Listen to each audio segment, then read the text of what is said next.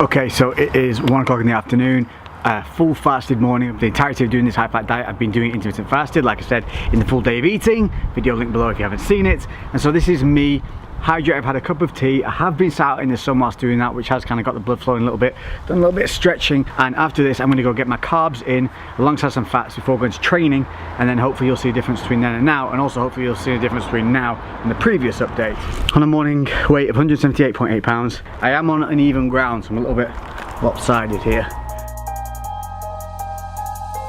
Damn, that's me. Saffron sea, while I'm waiting for slim and the same bastard. I sing Pompeii while I lie along J. Think I'm in Coachella with a crib in LA. Staring at the stage, singing son of that's me.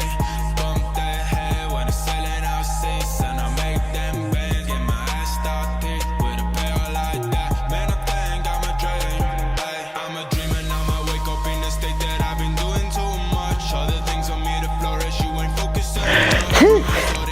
Now I'm going to take in carbs, fats, hit the gym. Today I'm going to be hitting up some hamstrings, shoulders and abs.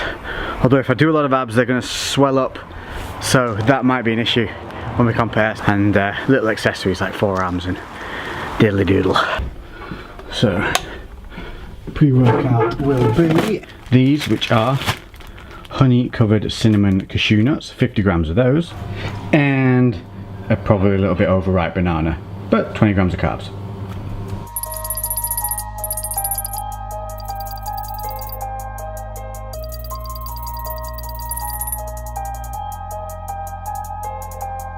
And this is the difference that pump, sweat, blood, yeah, makes.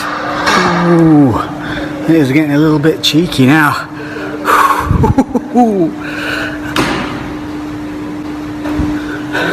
No Photoshop necessary, people. Right, so literally just straight back from the gym, just pulled up in the driveway. I tried to keep the air conditioning off whilst I was in the car, so I was trying to keep some fullness looking, and we'll see what the difference is from an hour ago. Again, I didn't really train anything other than shoulders. The rest of it was hamstrings. One thing I have noticed is a definite increase in that dry look.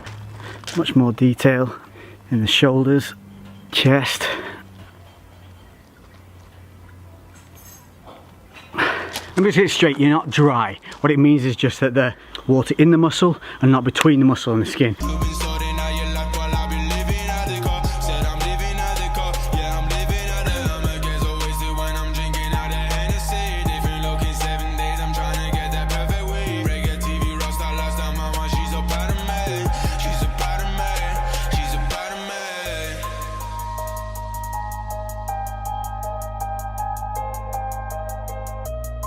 I think I've noticed things like this, being able to see the split, a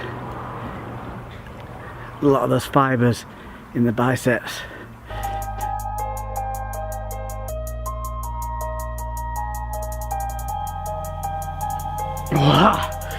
Woo. I think you can definitely see that the physique tightens up during training when you get that pump. You take in some carbs to help fill that glycogen within the muscle, helps push it against the skin a little more. I didn't take pre-workout, I didn't take a pump agent. If I do that, this would look even crazier, like I really do swell up. I do really react to kind of that pump that you get in the gym, and I look like a bit of a different animal in the gym when the muscle fibers are firing, twitching, moving. That's part of it though, isn't it? I mean, that look that you get in the mirror at the gym, you're always going to be chasing that reflection in the mirror, and that's a good thing. It's that carrot on a stick, the constant drive, the constant motivation. Because I think if you're ever 100% satisfied in who you are, and what you look like, I think you're done. Because we need that positive criticism of ourselves, that what can I be working on, what can be improved. Let's take that little bit of a weak area and start making it strong. And that's the kind of mentality you need to have, and that's what's so important. As well, the lack of bloating is a huge thing. So I've definitely found that my midsection here when I'm waking up, all through the day, it's feeling less bloated. There are still times in and around training, before and after, where I do kind of feel a little bit like, a little heavy here. I suppose that tends to be because that's when I'm taking the carbs in. So I'm getting used to that fasted state of feeling kind of almost hollow. You feel very flat, very tight, very pulled in, and that's quite a nice feeling because you're not hungry, you just feel sucked in is the best way I can describe it. And then obviously when you eat a high fat meal, you're not spiking that insulin as your first meal of the day, so you're not having that big breakfast and then it kind of shutting you down with that big carb hit and big insulin spike.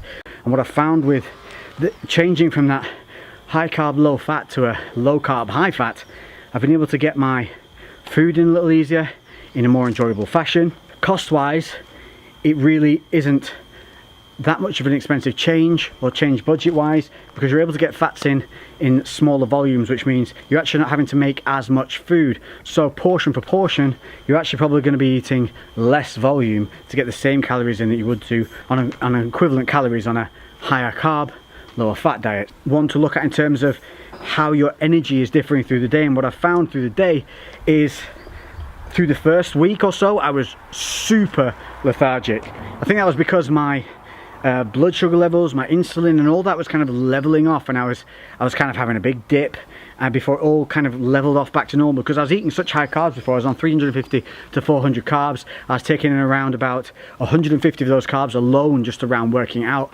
So I do feel that that first week I didn't feel full of energy and full of beans. I definitely looked a little better, but I didn't feel any better. I actually felt probably a little bit worse. But second week now and third week, definitely sleeping heavier, and energy levels in the gym are sustained. Now it's been a little bit tough to really judge it because a lot of my workouts over the last week or two have been quite supersetted, quite time restrictive. Nothing to do with other than the fact that I was just a bit unmotivated about getting into the gym early, and so I was getting there with like an hour before it shut, so I was having to force workouts into an hour. And sometimes I like to do that when I feel like I'm a little bit off track, when I feel like I'm a little bit lacking in motivation. What I'll do is get myself to a gym when time is not on my side, and it makes me move, and it makes me work, and it makes me not think about being tired. It makes me have to get onto the next movement, onto the next set, onto the next exercise.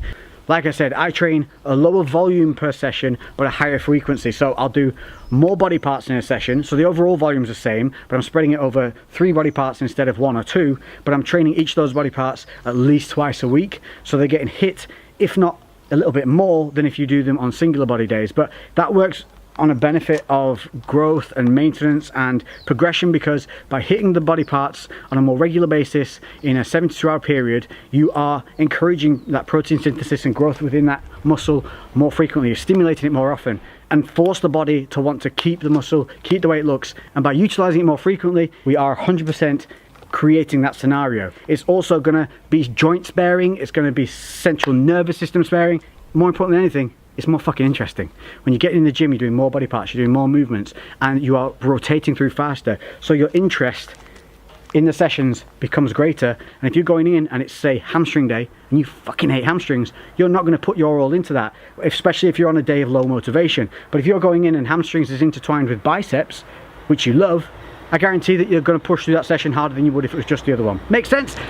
There's so much I could go on here, but I don't want to make these videos too long, and we're going to be covering all these things in depth week to week as this goes on with diet, to see how I progress and how I change. And I could keep saying it over and over again. It's time plus consistency. This is not a quick fix. This is a long-term goal. You know, you can change your body in 12 weeks, it's 100%. If you are dedicated and you stick to it in those 12 weeks, yes, 100%, you will change, you will get better, you will look better.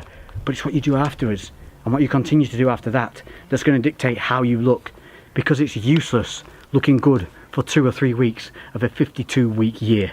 That isn't healthy. That's not what we want. We want you to be able to get up every morning, look in that fucking mirror and go, I'm proud of that person looking back at me. I earned what I see in that mirror, and I'm not fucking done yet.